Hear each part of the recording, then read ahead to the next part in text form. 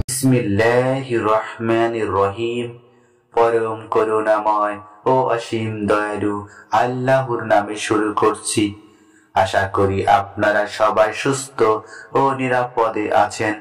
ভাই ও আমার বোনেরা, আজ আমি আলোচনা করব জুমাতুল জুমায় অর্থাৎ রমজানের এই শেষ জুমায় আজকের এই আমলটি যদি আপনারা জুমার দিন আসর নামাজের পর ছোট্ট আমলটি করেন, ইনশাআল্লাহ ধন সম্পদ টাকা পয়সার অভাব হবে না। এখন আমরা জানবো জুমাতুল বিদা কি। জুমাতুল বিদা, যার অর্থ হচ্ছে বিদায় শুক্রবার, যাকে আল জুম্মা আল ইয়াতিমা বলা হয়, যা হচ্ছে ঈদুল ফিতরের পূর্বে রমজান মাসের শেষ শুক্রবার। কোরআন মাজিদের সূরা জুমা নামে একটি সূরা রয়েছে, এতে বলা হয়েছে, হে বিশ্বাসীগণ, জুমার দিনে যখন নামাজের জন্য আযান দেওয়া হয় তখন তোমরা আল্লাহকে মনে রেখে তাড়াতাড়ি করবে এবং বেচাকেনা বন্ধ করবে, এই তোমাদের জন্য ভালো। যদি তোমরা তা বোঝো, নামাজ শেষ হলে তোমরা বাইরে ছড়িয়ে পড়বে এবং আল্লাহর অনুগ্রহ সন্ধান করবে এবং আল্লাহকে বেশি বেশি ডাকবে, যাতে তোমরা সফল কাম হও। সূরা জুমা আয়াত নং 9 ও 10। আবু হুরায়রা রাদিয়াল্লাহু আনহু হতে বর্ণিত আরেকটি হাদিসে রাসূল সাল্লাল্লাহু আলাইহি সাল্লাম বলেন, সূর্য উদিত হওয়া দিনগুলোর মধ্যে জুমার দিন সর্বোত্তম। এই দিনে আদম আলাইহিস সালামকে সৃষ্টি করা হয়েছে, এই দিনে তাকে জান্নাতে প্রবেশ করানো হয়েছে এবং এই দিনে তাকে জান্নাত থেকে বের করা হয়েছে। সহিহ মুসলিম শরীফের হাদিস, হাদিস নং 854। আল্লাহর রাসূল সাল্লাল্লাহু আলাইহি সাল্লাম বলেন, যে ব্যক্তি জুমার দিন গোসল করে উত্তম পোশাক পরিধান করবে এবং সুগন্ধি ব্যবহার করবে, তারপর জুমার নামাজে আসে এবং অন্যান্য মুসল্লিদের গায়ের উপর দিয়ে টপকে সামনের দিকে না যায়, নির্ধারিত নামাজ আদায় করে, তারপর ইমাম খুতবার জন্য বের হওয়া থেকে শুরু করে সালাম পর্যন্ত চুপ থাকে, তাহলে তার ওই আমল পরবর্তী জুমার দিন থেকে পরের জুম্মা পর্যন্ত সমস্ত সগীরা গুনাহ তার জন্য কাফফারা হবে। আবু দাউদ শরীফের হাদিস, হাদিস নং 343। ভাই ও আমার বোনেরা, আমি আজ আলোচনা করব বিদায়ী জুম্মা নিয়ে ইনশাআল্লাহ। ভাই ও আমার বোনেরা, আজকে এই জুমাতুল বিদার দিনে যে ছোট্ট দোয়ার আমলটি আপনারা যদি করেন, মনে বিশ্বাস নিয়ে করেন এবং আমলটি করার সময় যদি তাড়াহুড়া না করে আদবের সহিত শুক্রবার অর্থাৎ জুম্মাবারে আসর নামাজের পর আমল করেন, মহান আল্লাহ আমলকারীর উপর সন্তুষ্ট বা খুশি হয়ে দুইটি পুরস্কার দিবেন।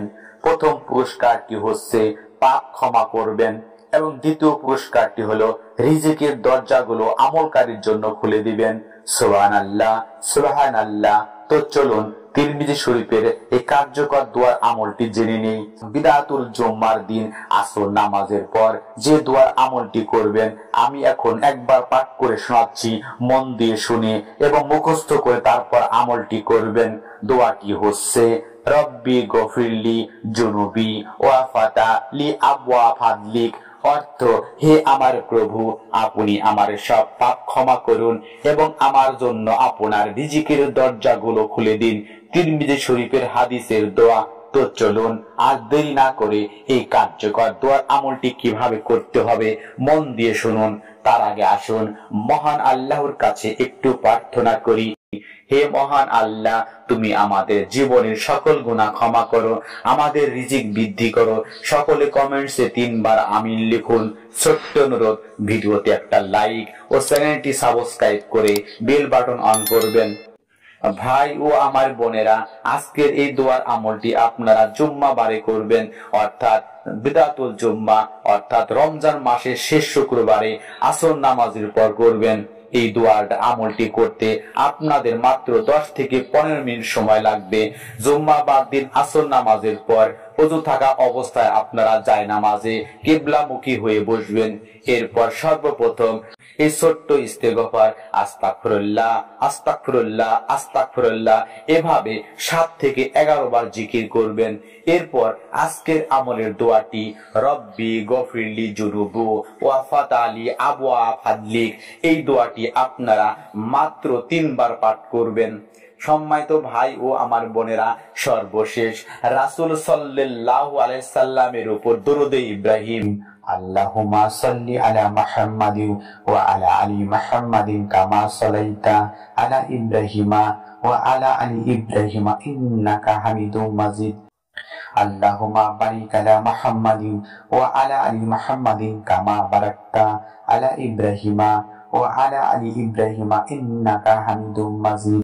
এছাড়াও আপনারা যে কোনো একটি দরুদ শরীফ, আপনারা সবচেয়ে ছোট দরুদ সাল্লাল্লাহু আলাইহি ওয়াসাল্লাম সাল্লাল্লাহু আলাইহি ওয়াসাল্লাম সাল্লাল্লাহু আলাইহি ওয়াসাল্লাম এভাবে 3 বার পাঠ বা তিলাওয়াত করবেন।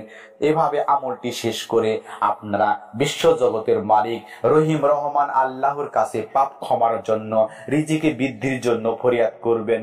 আল্লাহ সবার দোয়া ও আমল কবুল করো, আমিন সুম্মা আমিন। আসসালামু আলাইকুম ওয়া রাহমাতুল্লাহি ওয়া বারাকাতুহু।